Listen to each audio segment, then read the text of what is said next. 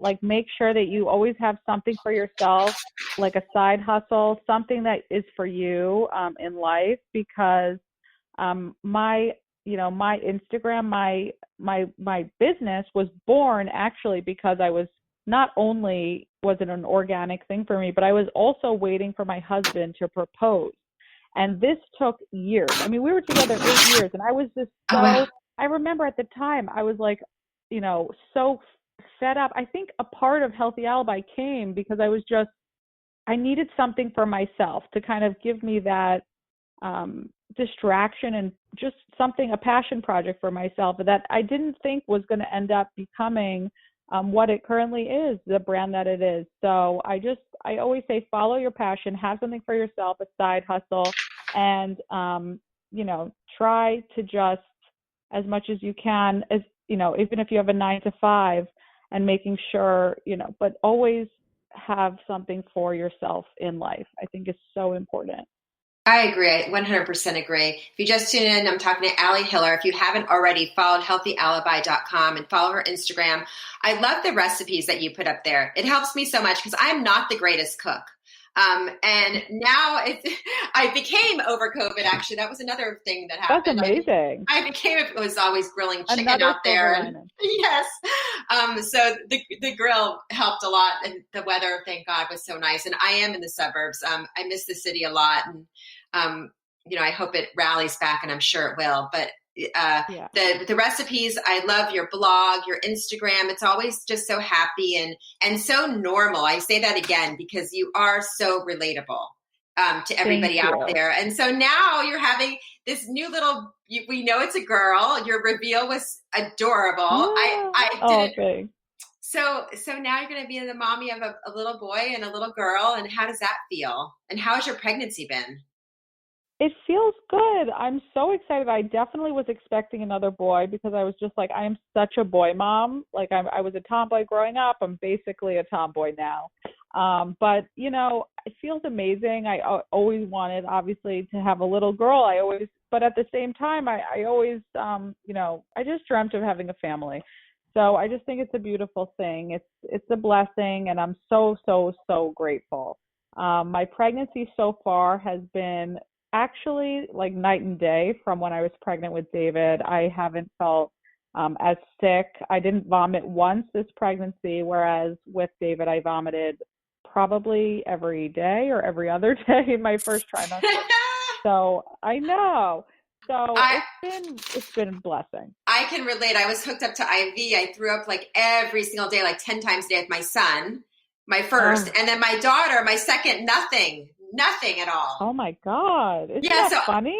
and I always said, at first I didn't know what I was having with either one of them. But the first one I was like, there's no way this is a boy. Only a daughter would do this to her mother. And it was a boy. And Yes.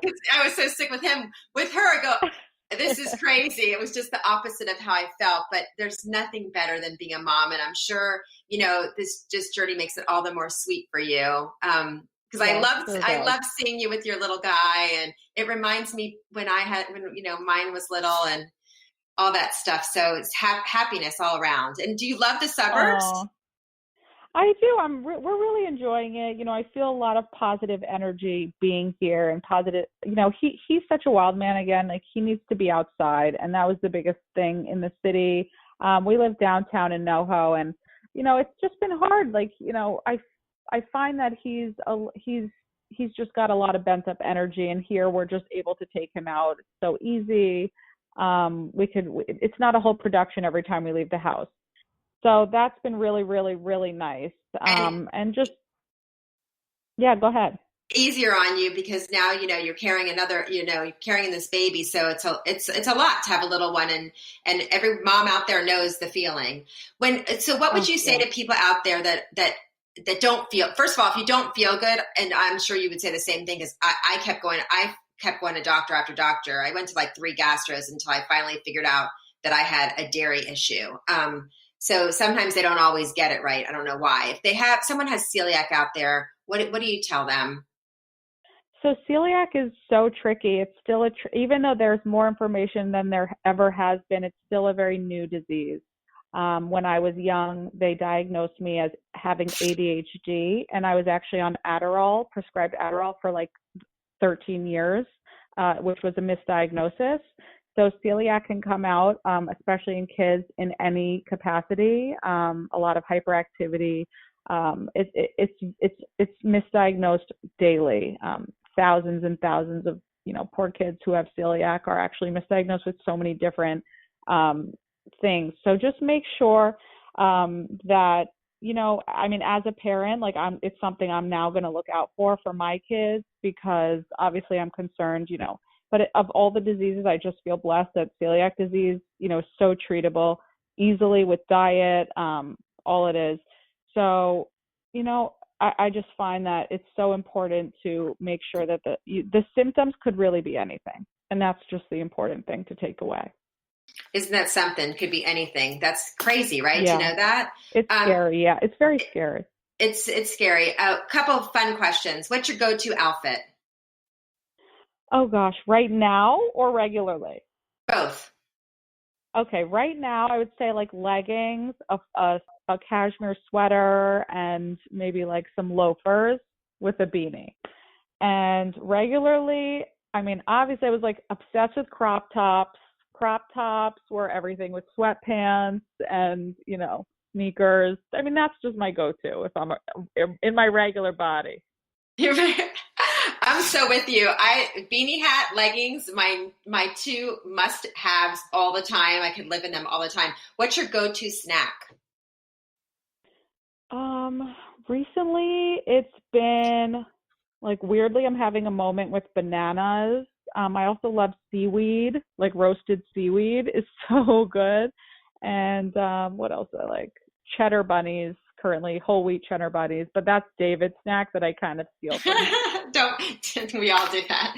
Does that count? Yeah, it counts. Sweet or salty? Sweet, sweet, sweet. Sweet, sweet, sweet. Well, this was really fun. I'm so happy that I got to meet you. Now that I feel like I know you anyway. I mean, if you follow your Instagram, you definitely feel like you know you.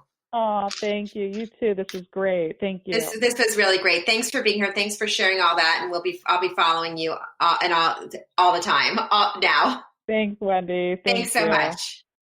All right. Thanks for joining me for this episode of What's Up with Wendy. If you loved this episode, head over to iTunes or your favorite platform to subscribe, rate, and leave a review. Please also follow me on Instagram, Twitter, and Facebook at What's Up with Wendy. And you can learn more about me and my podcast on my website, whatsupwithwendy.com. And remember, only you can make you happy.